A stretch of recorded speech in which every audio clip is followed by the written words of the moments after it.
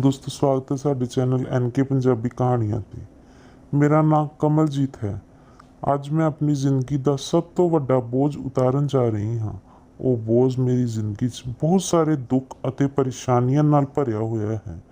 ਇਸ ਸਮੇਂ ਮੇਰੀ ਉਮਰ ਉਸ ਹਿੱਸੇ 'ਚ ਹੈ ਜਦੋਂ ਇਨਸਾਨ ਖੁਦ ਇੱਜ਼ਤ ਨਾਲ ਆਖਰੀ ਸਾਹ ਲੈਣ ਲਈ ਰੱਬ ਅੱਗੇ ਪ੍ਰਾਰਥਨਾ ਕਰਦਾ ਹੈ। ਪਰ ਮੈਨੂੰ ਤਾਂ ਜਿਉਣ ਤੇ ਮਰਨ ਦੋਵਾਂ ਤੋਂ ਡਰ ਲੱਗਦਾ ਹੈ।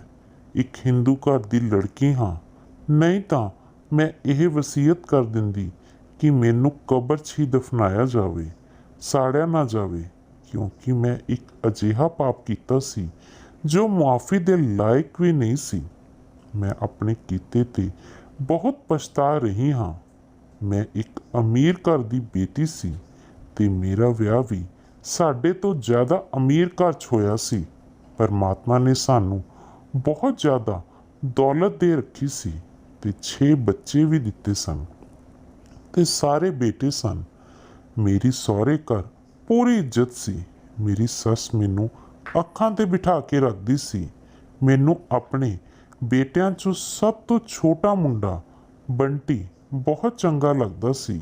ਉਹ ਆਪਣੀ ਪੜ੍ਹਾਈ ਪੂਰੀ ਕਰਕੇ ਥੋੜਾ ਸਮਾਂ ਪਹਿਲਾਂ ਹੀ ਘਰ ਆਇਆ ਸੀ। ਮੇਰਾ ਪਤੀ ਇੱਕ ਬਹੁਤ ਵੱਡਾ ਬਿਜ਼ਨਸਮੈਨ ਸੀ ਤੇ ਉਹਨਾਂ ਦਾ ਕਾਫੀ ਦਬਦਬਾ ਸੀ। ਕਾਰੋਬਾਰ ਦੇ ਚੱਕਰ 'ਚ ਉਹਨਾਂ ਨੇ ਬੇਟੇ ਨੂੰ ਓਮਾਨ ਬੁਲਾਇਆ। ਮੈਂ ਆਪਣੇ ਬੇਟੇ ਦੀ ਜੁਦਾਈ ਤੋਂ ਬਹੁਤ ਦੁਖੀ ਸੀ, ਪਰ ਬੇਟੇ ਦੇ ਭਵਿੱਖ ਦਾ ਸਵਾਲ ਸੀ। ਇਸ ਵਾਰ ਸਿਆਲਾਂ ਦੀਆਂ ਛੁੱਟੀਆਂ 'ਚ ਬੰਟੀ ਓਮਾਨ ਤੋਂ ਆਇਆ ਤਾਂ ਬਹੁਤ ਖੁਸ਼ ਤੇ ਨਿਖਰਿਆ ਲੱਗ ਰਿਹਾ ਸੀ, ਪਰ ਕਦੇ-ਕਦੇ ਬੋਲਦੇ ਹੋਏ ਚੁੱਪ ਹੋ ਜਾਂਦਾ। ਅਜੀਬ ਗੱਲ ਇਹ ਸੀ ਕਿ ਇਸ ਵਾਰ ਉਹ ਓਮਾਨ ਵਾਪਸ ਜਾਣ ਦੇ ਮੂਡ 'ਚ ਨਹੀਂ ਲੱਗ ਰਿਹਾ ਸੀ। ਉਸ ਦਿਨ ਮੈਂ ਵਿਹੜੇ 'ਚ ਬੈਠੀ ਧੁੱਪ ਸੇਕ ਰਹੀ ਸੀ। ਮੇਰੀ ਨੌਕਰਾਨੀ ਸੁਨੀਤਾ ਆਈ ਤੇ ਮੈਨੂੰ ਦੱਸਿਆ ਕਿ ਤੁਹਾਡੇ ਬੇਟੇ ਬੰਟੀ ਦਾ ਪਿੰਕੀ ਨਾਲ ਚੱਕਰ ਚੱਲ ਰਿਹਾ ਹੈ। ਇਹ ਗੱਲ ਸੁਣਦੇ ਹੀ ਮੈਨੂੰ ਮਹਿਸੂਸ ਹੋਇਆ ਜਿਵੇਂ ਕਿਸੇ ਨੇ ਮੇਰੇ ਕੰਨਾਂ 'ਚ ਸੂਈ ਮਾਰੀ ਹੋਵੇ। ਮੈਂ ਸੋਚੇ ਸਮਝੇ ਬਿਨਾਂ ਉਸ ਦੇ ਮੂੰਹ ਤੇ ਚਪੇੜ ਮਾਰੀ ਤੇ ਕਾਫੀ ਬੁਰਾ ਭਲਾ ਕਿਹਾ। ਉਹ ਮੇਰੇ ਅੱਗੇ ਸਿਰ ਝੁਕਾਈ ਖੜੀ ਸੀ। ਮੈਨੂੰ ਉਸ 'ਤੇ ਬਹੁਤ ਗੁੱਸਾ ਆ ਰਿਹਾ ਸੀ ਤੇ ਮੈਂ ਉਸ ਨੂੰ ਕਿਹਾ ਕਿ ਇੱਥੋਂ ਦਫਾ ਹੋ ਜਾ, ਪਰ ਉਸਨੇ ਫਿਰ ਹੌਲੀ ਦੇਣੇ ਕਿਹਾ ਕਿ ਮੈਡਮ ਜੀ, ਇਹ ਸੱਚ ਹੈ। ਉਸ ਦੀ ਗੱਲ 'ਤੇ ਮੈਨੂੰ ਬਹੁਤ ਗੁੱਸਾ ਆਇਆ ਕਿ ਇਸ ਦੇ ਟੁਕੜੇ ਟੁਕੜੇ ਕਰ ਦਿਆਂ, ਪਰ ਮੈਂ ਝਿੜਕ ਕੇ ਉਸ ਨੂੰ ਉੱਥੋਂ ਭੇਜ ਦਿੱਤਾ। ਸੁਨੀਤਾ ਦਾ ਪਿਤਾ ਸਾਡੇ ਘਰ ਨੌਕਰ ਸੀ ਅਤੇ ਸੁਨੀਤਾ ਦੀ ਮਾਂ ਵੀ ਸਾਡੇ ਘਰ ਸਫਾਈ ਲਈ ਆਉਂਦੀ ਸੀ। ਸੁਨੀਤਾ ਤੇ ਉਸ ਦੀ ਭੈਣ ਪਿੰਕੀ 2 ਬੇਟੀਆਂ ਸਨ। ਦੋਵੇਂ ਹੀ ਬਹੁਤ ਸੋਹਣੀਆਂ, ਗੋਰੀਆਂ ਚਿੱਟੀਆਂ, ਲੰਮੇ ਵਾਲ, ਵੱਡੀਆਂ ਵੱਡੀਆਂ ਅੱਖਾਂ, ਗੁਲਾਬੀ ਬੁੱਲ੍ਹ ਤੇ ਗੋਲ ਗੋਲ ਚਿਹਰਾ ਸੀ। ਪਰ ਸਨ ਤਾਂ ਨੌਕਰਾਨੀ ਦੀਆਂ ਲੜਕੀਆਂ। ਪਰ ਮੇਰੇ ਬੇਟੇ ਬੰਟੀ ਦਾ ਦਿਲ ਪਿੰਕੀ ਤੇ ਆਇਆ ਹੋਇਆ ਸੀ। ਪਤਾ ਨਹੀਂ ਉਸ ਦੀ ਅਕਲ ਤੇ ਕੀ ਪਰਦਾ ਪਿਆ ਹੋਇਆ ਸੀ ਜੋ ਇੱਕ ਨੌਕਰਾਨੀ ਦੀ ਬੇਟੀ ਦਾ دیਵਾਨਾ ਹੋਇਆ ਪਿਆ ਸੀ। ਪਿੰਕੀ ਦੇ ਮਾਤਾ ਪਿਤਾ ਨੇ ਉਸ ਦੀ ਬਹੁਤ ਜ਼ਿਆਦਾ ਖੂਬਸੂਰਤੀ ਦੇ ਡਰੋਂ ਆਪਣੇ ਹੀ ਖਾਨਦਾਨ 'ਚ ਕਿਸੇ ਬਿਮਾਰ ਬਜ਼ੁਰਗ ਨਾਲ ਉਸ ਦਾ ਵਿਆਹ ਕਰ ਦਿੱਤਾ ਸੀ।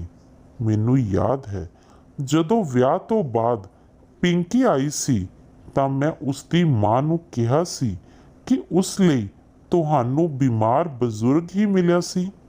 ਮਾਂ ਦੀ ਥਾਂ ਪਿੰਕੀ ਨੇ ਜਵਾਬ ਦਿੱਤਾ, ਮਾਲਕਿਨ, ਉਹ ਬਹੁਤ ਚੰਗਾ ਆਦਮੀ ਹੈ, ਮੇਰਾ ਬਹੁਤ ਖਿਆਲ ਰੱਖਦਾ ਹੈ। ਮੈਂ ਕਿਹਾ, ਚੰਗਾ ਫਿਰ ਤਾਂ ਠੀਕ ਹੈ।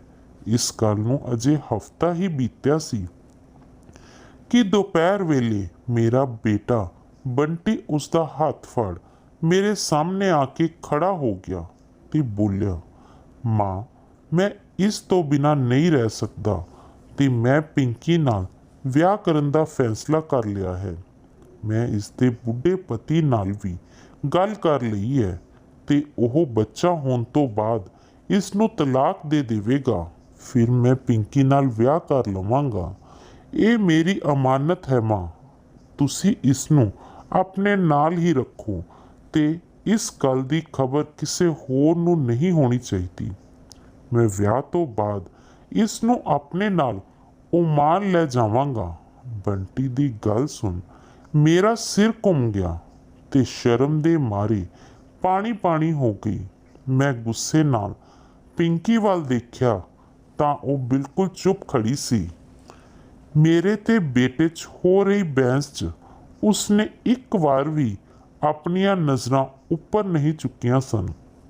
ਬੰਟੀ ਨੇ ਪਿਆਰ ਨਾਲ ਬੋਲਿਆ ਕਿ ਮਾਂ ਤੁਸੀਂ ਮੇਰੇ ਲਈ ਇੰਨਾ ਵੀ ਨਹੀਂ ਕਰ ਸਕਦੇ, ਪਰ ਉਸ ਨੂੰ ਮੇਰੇ ਹਾਲਾਤ ਦਾ ਅੰਦਾਜ਼ਾ ਨਹੀਂ ਸੀ। ਮੈਂ ਖੁਦ ਨੂੰ ਸੰਭਾਲਦੇ ਹੋਏ ਕਿਹਾ ਸੀ ਕਿ ਕਿਉਂ ਨਹੀਂ, ਤੇਰੇ ਲਈ ਜਾਨ ਵੀ ਦੇ ਸਕਦੀ ਹਾਂ, ਤੂੰ ਫਿਕਰ ਨਾ ਕਰ।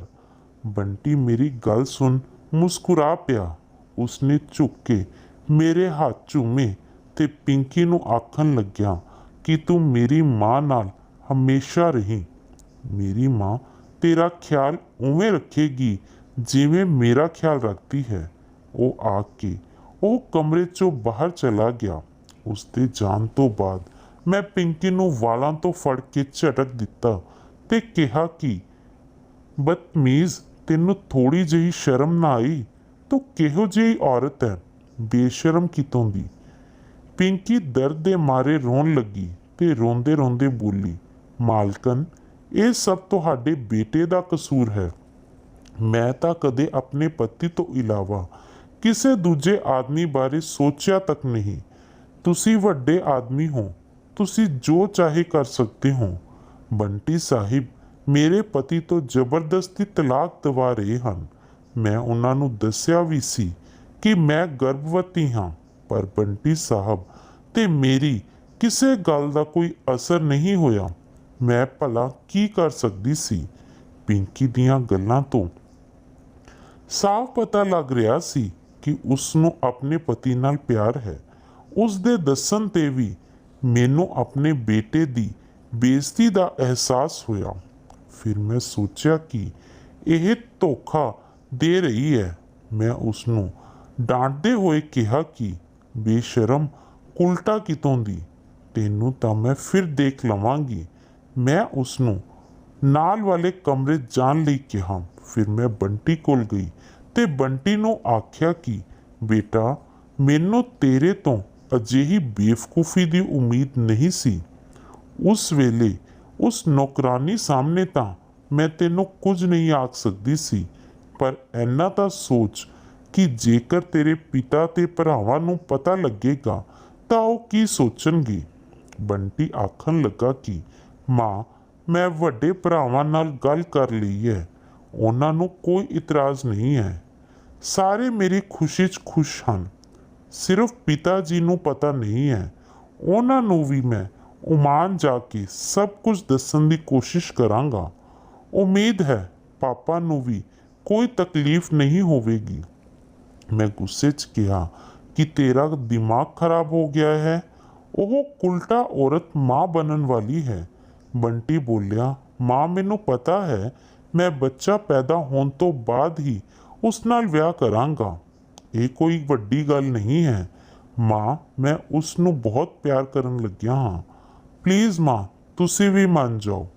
ਮੈਂ ਕਿਹਾ ਕਿ ਤੂੰ ਭਰਾਵਾਂ ਸਹਾਰੇ ਇੰਨਾ ਵੱਡਾ ਕਦਮ ਚੁੱਕਿਆ ਹੈ ਤੇ ਉਹ ਬਦਨਸੀਬ ਪਿੰਕੀ ਤਾਂ ਆਪਣੇ ਪਤੀ ਲਈ ਹੰਝੂ ਵਹਾ ਰਹੀ ਹੈ। ਮਾਂ, ਉਹ ਠੀਕ ਹੋ ਜਾਵੇਗੀ। ਉਸ ਵਿਚਾਰੀ ਨੇ ਤਾਂ ਅਜੇ ਦੇਖਿਆ ਹੀ ਕੀ ਹੈ। ਮੈਂ ਉਸ ਨੂੰ ਇੰਨੀਆਂ ਖੁਸ਼ੀਆਂ ਦੇਵਾਂਗਾ ਕਿ ਉਹ ਸਭ ਕੁਝ ਭੁੱਲ ਜਾਵੇਗੀ। ਬੰਟੀ ਮੇਰੇ ਦੋਵਾਂ ਹੱਥਾਂ ਨੂੰ ਚੁੰਮਦਾ ਹੋਇਆ ਆਖਣ ਲੱਗਾ ਕਿ ਮੈਂ ਬਿਲਕੁਲ ਬੇਵੱਸ ਹਾਂ। ਮੈਂ ਉਸ ਨੂੰ ਬਹੁਤ ਪਿਆਰ ਕਰਦਾ ਹਾਂ। ਉਸ ਵੇਲੇ ਮੈਂ ਆਪਣੇ ਬੇਟੇ ਤੋਂ ਹਾਰ ਗਈ ਸੀ ਤੇ ਪਿੰਕੀ ਨੂੰ ਆਪਣੇ ਨਾਲ ਰੱਖਣ ਦੀ ਹਾਮੀ ਭਰੀ ਸੀ। ਉਂਝ ਵੀ ਬੰਟੀ ਦੇ ਭਰਾ ਉਸ ਦਾ ਸਾਥ ਦੇ ਰਹੇ ਸਨ। ਕੁਝ ਦਿਨਾਂ ਬਾਅਦ ਬੰਟੀ ਓਮਾਨ ਚਲਾ ਗਿਆ ਤੇ ਪਿੰਕੀ ਮੇਰੇ ਨਾਲ ਰਹਿਣ ਲੱਗੀ। ਮੈਂ ਮਹਿਸੂਸ ਕੀਤਾ ਕਿ ਮੇਰੇ ਬਾਕੀ ਬੇਟੇ ਪਿੰਕੀ ਦਾ ਇਸ ਤਰ੍ਹਾਂ ਖਿਆਲ ਰੱਖਦੇ ਸਨ ਜਿਵੇਂ ਉਹ ਸੱਚਮੁੱਚ ਉਹਨਾਂ ਦੀ ਭਾਬੀ ਹੋਵੇ, ਤੇ ਮੇਰੀ ਵੱਡੀ ਬਹੂ ਵੀ ਉਸ ਦਾ ਬਹੁਤ ਖਿਆਲ ਰੱਖਦੀ ਸੀ।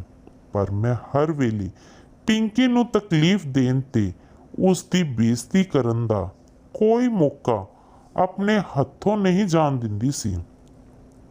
ਇੱਕ ਰਾਤ ਮੇਰੀ ਬਹੂ ਨੇ ਮੇਰੇ ਕਮਰੇ 'ਚ ਆ ਕੇ ਦੱਸਿਆ ਕਿ ਪਿੰਕੀ ਦੀ ਤਬੀਅਤ ਬਹੁਤ ਖਰਾਬ ਹੈ। ਮੈਂ ਨਫ਼ਰਤ ਨਾਲ ਕਿਹਾ ਸੀ ਕਿ ਜ਼ਹਿਰ ਦੇ ਦਿਓ ਉਸਨੂੰ। ਮੇਰੀ ਬਹੂ ਬੋਲੀ, ਮੰਮੀ ਤੁਸੀਂ ਉਸ ਨਾਲ ਇੰਨੀ ਨਫ਼ਰਤ ਕਿਉਂ ਕਰਦੇ ਹੋ?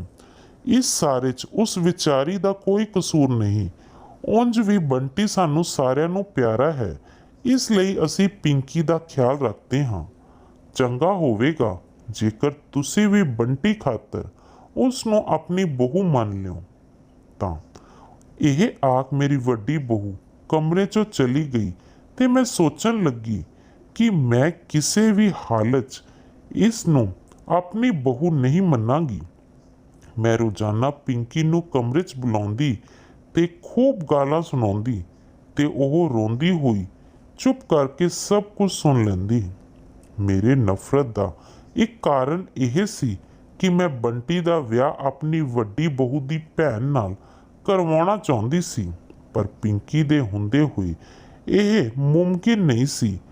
ਪਿੰਕੀ ਦੀ ਬਦਕਿਸਮਤੀ ਸੀ ਕਿ ਜਦੋਂ ਉਸਨੂੰ 8ਵਾਂ ਮਹੀਨਾ ਲੱਗਿਆ ਤਾਂ ਮੇਰੇ ਪਿਤਾ ਜੀ ਦੀ ਮੌਤ ਹੋ ਗਈ ਤੇ ਮੈਨੂੰ ਉੱਥੇ ਜਾਣਾ ਪਿਆ ਤੇ ਸਾਰੇ ਮੇਰੇ ਨਾਲ ਗਏ ਸਨ, ਪਰ ਉਹ 13ਵੀਂ ਤੋਂ ਬਾਅਦ ਵਾਪਸ ਆ ਗਏ ਸਨ ਤੇ ਮੈਂ ਉੱਥੇ ਹੀ ਰੁਕ ਗਈ ਸੀ ਤੇ ਪਿੰਕੀ ਵੀ ਮੇਰੇ ਨਾਲ ਸੀ।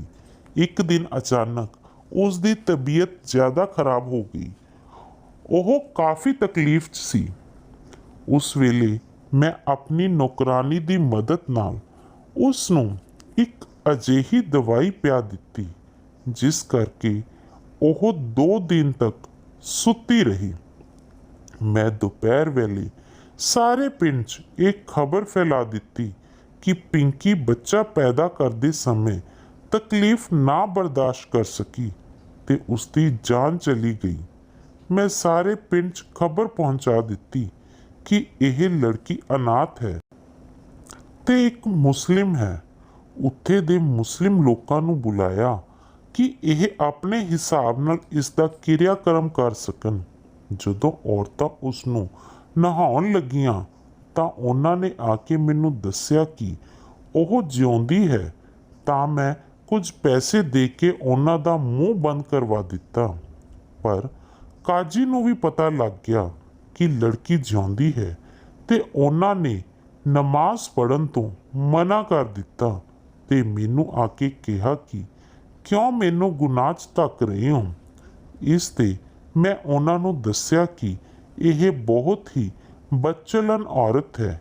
ਇਹ ਬਿਨਾਂ ਵਿਆਹੀ ਹੀ ਮਾਂ ਬਣ ਗਈ ਹੈ ਤੇ ਹੁਣ ਮੇਰੇ ਬੇਟੇ ਨੂੰ ਆਪਣੇ ਚੁੰਗਲ 'ਚ ਫਸਾ ਲਿਆ ਹੈ। ਅਸੀਂ ਹਿੰਦੂ ਹਾਂ ਤੇ ਇਹ ਮੁਸਲਿਮ ਹੈ, ਜਿਸ ਕਰਕੇ ਇਹ ਮੁਮਕਿਨ ਨਹੀਂ ਹੈ। ਮੇਰੀ ਗੱਲ ਸੁਣ।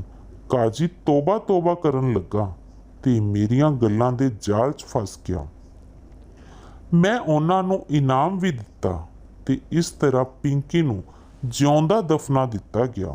ਜਦੋਂ ਬੰਟੀ ਨੂੰ ਆਪਣੇ ਭਰਾਵਾਂ ਰਾਹੀਂ ਪਿੰਕੀ ਦੀ ਮੌਤ ਦੀ ਖਬਰ ਮਿਲੀ ਤਾਂ ਉਹ ਓਮਾਨ ਤੋਂ ਵਾਪਸ ਆ ਗਿਆ ਤੇ ਪਾਗਲਾਂ ਵਾਂਗ ਰੋਂਦਾ ਰਹਿੰਦਾ। ਮੇਰੀ ਵੱਡੀ ਬਹੂ ਮੈਨੂੰ ਸ਼ੱਕ ਦੀਆਂ ਨਜ਼ਰਾਂ ਨਾਲ ਘੂਰਦੀ ਰਹਿੰਦੀ। ਕੁਝ ਦਿਨਾਂ ਬਾਅਦ ਬੰਟੀ ਵਾਪਸ ਓਮਾਨ ਚਲਾ ਗਿਆ ਤੇ ਫਿਰ ਵਾਪਸ ਨਹੀਂ ਆਇਆ। ਮੈਨੂੰ ਪਤਾ ਲੱਗਿਆ ਕਿ ਮੇਰੀ ਨੌਕਰਾਨੀ ਰਾਹੀਂ ਨਾ ਸਿਰਫ ਬੰਟੀ ਨੂੰ ਸਭ ਸੱਚਾਈ ਪਤਾ ਲੱਗ ਗਈ ਸੀ, ਸਗੋਂ ਸਾਰੇ ਘਰ ਵਾਲਿਆਂ ਨੂੰ ਮੇਰੇ ਗੁਨਾਹ ਦਾ ਪਤਾ ਲੱਗ ਗਿਆ ਸੀ। ਪਰ ਪਿੰਕੀ ਦੇ ਘਰ ਵਾਲਿਆਂ ਨੂੰ ਕਿਸੇ ਨੇ ਕੁਝ ਨਹੀਂ ਦੱਸਿਆ ਕਿ ਉਹਨਾਂ ਦੀ ਬੇਟੀ ਨਾਲ ਕੀ ਹੋਇਆ ਸੀ। ਅੱਜ ਮੇਰਾ ਜਾਨ ਤੋਂ ਪਿਆਰਾ ਬੇਟਾ ਬੰਟੀ ਮੈਨੂੰ ਨਫ਼ਰਤ ਭਰੀਆਂ ਨਜ਼ਰਾਂ ਨਾਲ ਮਿਲਦਾ ਹੈ। ਮੇਰੀ ਸ਼ਕਲ ਵੀ ਦੇਖਣਾ ਉਸਨੂੰ ਪਸੰਦ ਨਹੀਂ। ਮੇਰੇ ਦੂਜੇ ਬੇਟੇ ਵੀ ਮੈਨੂੰ ਨਫ਼ਰਤ ਕਰਦੇ ਹਨ। ਪਤੀ ਦੇ ਮਰਨ ਤੋਂ ਬਾਅਦ ਵੱਡੇ ਬੇਟੇ ਤੋਂ ਇਲਾਵਾ ਬਾਕੀ ਸਾਰੇ ਮੇਰੇ ਤੇ ਜ਼ਿਆਦਾ ਧਿਆਨ ਨਹੀਂ ਦਿੰਦੇ। ਵੱਡੀ ਬਹੂ ਤਾਂ ਮੈਨੂੰ ਰਸੋਈ 'ਚ ਵੀ ਨਹੀਂ ਜਾਣ ਦਿੰਦੀ। ਨੌਕਰਾਂ ਨੂੰ ਆਖਦੀ ਹੈ ਕਿ ਉਸ 'ਤੇ ਨਜ਼ਰ ਰੱਖੋ, ਇਸ ਨੂੰ ਜ਼ਹਿਰ ਖਵਾਉਣ ਦਾ ਤਜਰਬਾ ਹੈ।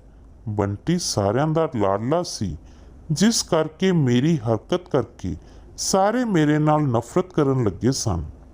ਮੇਰੇ ਵੱਡੇ ਬੇਟੇ ਦੀ ਕੋਈ ਔਲਾਦ ਨਹੀਂ ਸੀ ਤੇ ਮੇਰੇ ਵੱਡੀ ਬਹੂ ਆਖਦੀ ਸੀ ਕਿ ਇਹ ਇਸ ਬੁੜੀ ਨੂੰ ਨਾਲ ਰੱਖਣ ਦੀ ਸਜ਼ਾ ਹੈ, ਇਸ ਲਈ ਉਹ ਬੇ ਔਲਾਦ ਹੈ। ਮੈਂ ਪੂਰੀ ਤਰ੍ਹਾਂ ਸਿਹਤਮੰਦ ਸੀ, ਪਰ ਕਿਸੇ ਕਮਰੇ 'ਚ ਨੀਂਦ ਨਹੀਂ ਸੀ ਆਉਂਦੀ। ਨੀਂਦ ਦੇ ਇੰਜੈਕਸ਼ਨ ਲੱਗਣ ਤੋਂ ਬਾਅਦ ਹੀ ਨੀਂਦ ਆਉਂਦੀ। ਉਸ ਗੱਲ ਨੂੰ 30 ਸਾਲ ਬੀਤ ਚੁੱਕੇ ਹਨ। ਪਿਛਲੇ ਸਾਲ ਤੋਂ ਮੈਂ ਹਸਪਤਾਲ 'ਚ ਹੀ ਭਰਤੀ ਹਾਂ। ਮੈਨੂੰ ਚਮੜੀ ਦਾ ਕੈਂਸਰ ਹੋ ਚੁੱਕਾ ਹੈ। ਮੇਰੇ ਸਰੀਰ 'ਚ ਕੀੜੇ ਪੈ ਚੁੱਕੇ ਹਨ। ਡਾਕਟਰ ਸਰੀਰ ਦੇ ਜਿਸ ਹਿੱਸੇ 'ਤੇ ਦਵਾਈ ਲਾਉਂਦੇ ਉੱਥੇ ਤਾਂ ਇੱਕ ਵਾਰ ਮਰ ਜਾਂਦੇ, ਪਰ ਥੋੜ੍ਹੇ ਦਿਨਾਂ ਬਾਅਦ ਹੋਰ ਜਗ੍ਹਾ ਪੈਦਾ ਹੋ ਜਾਂਦੀ। ਮੈਂ ਮੌਤ ਦੀ ਉਡੀਕ ਕਰ ਰਹੀ ਹਾਂ, ਪਰ ਮੌਤ ਵੀ ਨਹੀਂ ਆ ਰਹੀ। ਪਰਿਵਾਰ 'ਚੋਂ ਕੋਈ ਵੀ ਮੈਨੂੰ ਮਿਲਣ ਨਹੀਂ ਸੀ ਆਉਂਦਾ। ਦਿਨ ਰਾਤ ਮੈਂ ਰੱਬ ਤੋਂ ਮਾफ़ੀ ਮੰਗਦੀ ਹਾਂ ਤੇ ਆਪਣੇ ਪਾਪ ਦਾ ਪਛਤਾਵਾ ਕਰਦੀ ਹਾਂ, ਪਰ ਮੇਰਾ ਪਾਪ ਹੀ ਇੰਨਾ ਵੱਡਾ ਹੈ ਕਿ ਪਰਮਾਤਮਾ ਵੀ ਉਸ ਨੂੰ ਮੁਆਫ਼ ਨਹੀਂ ਕਰ ਸਕਦੇ, ਕਿਉਂਕਿ ਪਰਮਾਤਮਾ ਹੋਰ ਪਾਪ ਮੁਆਫ਼ ਕਰ ਸਕਦੇ ਹਨ, ਪਰ ਉਸਦੇ ਕਿਸੇ ਬੰਦੇ 'ਤੇ ਕੀਤਾ ਜ਼ੁਲਮ ਕਦੇ ਮਾफ़ ਨਹੀਂ ਕਰਦੇ, ਜਦੋਂ ਤੱਕ ਖੁਦ ਬੰਦਾ ਮੁਆਫ਼ ਨਾ ਕਰ ਦੇਵੇ ਜਿਸ 'ਤੇ ਜ਼ੁਲਮ ਹੋਇਆ ਹੋਵੇ।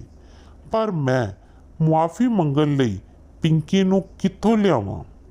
ਦੋਸਤੋ, ਜੇਕਰ ਤੁਹਾਨੂੰ ਸਾਡੀ ਅੱਜ ਦੀ ਇਹ ਕਹਾਣੀ ਵਧੀਆ ਲੱਗੀ ਤਾਂ ਇਸ ਨੂੰ ਲਾਈਕ ਕਰਨਾ ਤੇ ਵੱਧ ਤੋਂ ਵੱਧ ਸ਼ੇਅਰ ਕਰਨਾ, ਤੇ ਜੇਕਰ ਤੁਸੀਂ ਸਾਡੇ ਚੈਨਲ NK ਪੰਜਾਬੀ ਕਹਾਣੀਆਂ 'ਤੇ ਪਹਿਲੀ ਵਾਰ ਆਏ ਹੋ ਤਾਂ ਉਸ ਨੂੰ ਜ਼ਰੂਰ ਸਬਸਕ੍ਰਾਈਬ ਕਰ ਲੈਣਾ ਤੇ ਉਸ ਦੇ ਨਾਲ ਦਿੱਤੇ ਬੈਲ ਆਈਕਨ ਨੂੰ ਵੀ ਜ਼ਰੂਰ ਦਬਾ ਲੈਣਾ। ਧੰਨਵਾਦ।